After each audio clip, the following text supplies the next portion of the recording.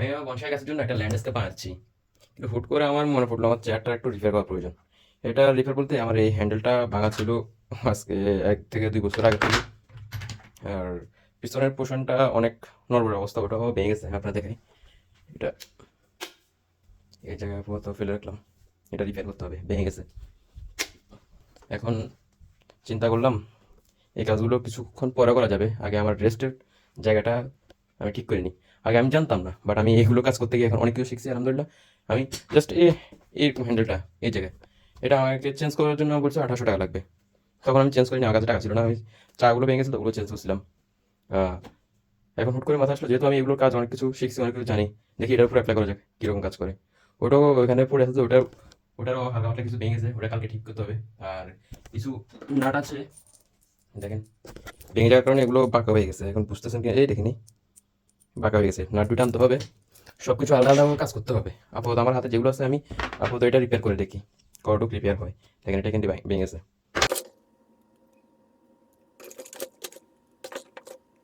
মাশাআল্লাহ, এটা এতটা হার্ড হয়েছে যে আমি টানিও এটাকে কিছু করতে পারতেছি না।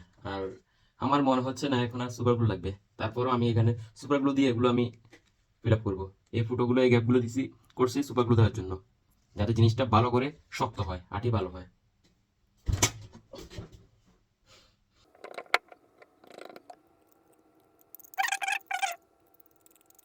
ওগুলো পুরো একদম সব গ্যাপে গ্যাপে দিয়ে দিলাম। জিনিসটা এতটা পরিমাণ হার্ড হয়েছে যে বলার বাইরে। জিনিসগুলো কিরকম হয়েছে, এখন এগুলোকে আমি একটা আয়রন মেশিন দিয়ে সোল্ডারিং করে এরকম প্লেন করে ফেলবো, একদম ফিনিশিং করে ফেলবো। 100-এ 100 তো মিলানো সম্ভব না, যেহেতু এটা ভাঙা জিনিস। আমি যতটুকু পসিবল চেষ্টা করছি জিনিসগুলো যাতে একদম ফিনিশিং করা যায়। এটা আমার রেডি হয়ে গেছে।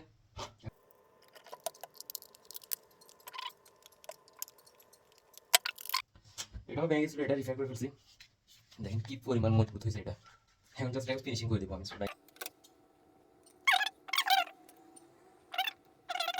দুটো জিনিসই ডান, জাস্ট আমার পিছনের ব্যাক প্যানেলটা বাকি আছে। একটা সমস্যা হচ্ছে আমার এটার ব্যাক প্যানেলের এই জায়গাটা ভেঙে গেছে, একটা নাট যেটা মেন পয়েন্ট। এটা ভেঙে যাওয়ার কারণে আমি এটা হেলান দিতে অনেক দূর চলে যায়, হেলান দিতে পারি না। এটা কেমনি কি করা যায় চিন্তা করতেছি। আর নাটগুলো মাশাল্লাহ দিলে সবগুলো নাট এরকম পাকা হয়ে গেছে, এগুলো খুঁজেও পাইতেছি না ফেংতে। দেখি এখন এটা যেভাবে চিন্তা করতেছে ওভাবে কিছু করতে পারি কিনা। একটা সুবাগুলো শেষ হয়ে এসেছে জাস্ট এই একটা পিছনে, জাস্ট সমস্যা নেই। বাট জিনিসটা যদি কাজ করে, আর আমি দেখেন আলসি আমি করি না তুলবার সুবাগুলো দিতে। ফাটাটা আশা করি কাজ করবে। জাস্ট কালকে দোয়া করেন। ফেনীর সব জায়গায় শেষ, জাস্ট একটা জায়গা আছে, ওখানে যদি আমি নাটটা পেয়ে থাকি তাহলে তো আলহামদুলিল্লাহ, না হলে এটা দিয়ে কাজ চালাতে হবে। ফেনী হচ্ছে একটা ছোট শহর, যেটা ঢাকা চিটাগের মাধ্যম। আর সেই মাধ্যমটা আমরা মাধ্যম হিসেবে পড়ে রইলাম। এখানে ছোট থেকে শুরু বড় কোনো কিছুই সহজে পাওয়া যায় না। আর চিকিৎসা শিক্ষার কথা তো বাদ দিলাম, সব ক্ষেত্রে আমাদের ঢাকা চিটাগের দিকে মুখ ফিরে তাকাতে হয়। যাই হোক, এই কথাগুলো বলার মেন উদ্দেশ্য হচ্ছে, বিগত 2 দিন ধরে আমি ফেনীতে জাস্ট এই একটা নাট খুঁজতেছি। দেখেন এটা আমি কোথাও পাচ্ছি না। একদম ফেনীর এই মাথা থেকে ও মাথা সব আমি খুঁজে চেক করে ফেললাম, কোথাও আমি পাচ্ছি না। সবাই আমার বলতেছে হয় ঢাকা থেকে আনেন, না হলে চিরাং থেকে আনেন, আর না হলে অনলাইনে চেক করে দেখেন। দেখছেন ছোট একটা জিনিস, বড় কিছু তো বাদে দিলাম। সব কিছুই ঢাকা চিরাং থেকে আমরা ইম্পোর্ট করতে হয়, আনাতে হয় বাইরে থেকে। যাই হোক, এখন এই আমার চেয়ারের জন্য এরকম আমার চেয়ারের নাটটা পাকা হয়ে গেছে, 2টা নাট পাকা হয়ে গেছে। এখানে 3টা নাট লাগবে, একটা ভালো আছে আর 2টা পাকা হয়ে গেছে। চাইছি 3টা রিপ্লেস করতে, কিন্তু কি করবো, নাটে পাচ্ছি না।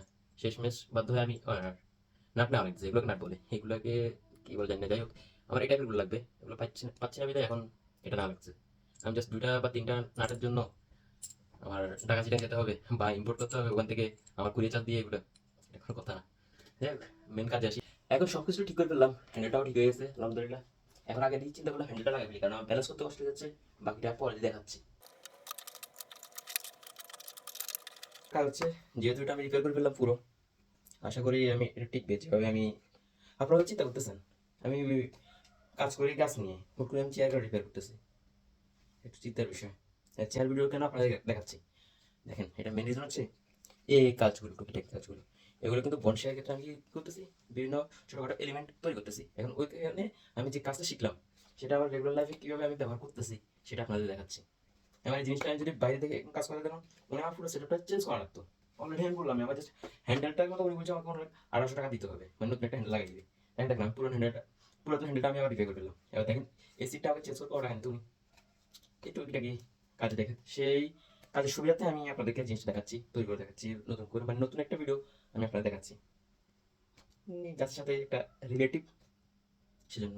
যাই হোক, এখন টেস্টার কাজ আমি এখন র্যাঞ্চ দিয়ে করা লাগতেছে।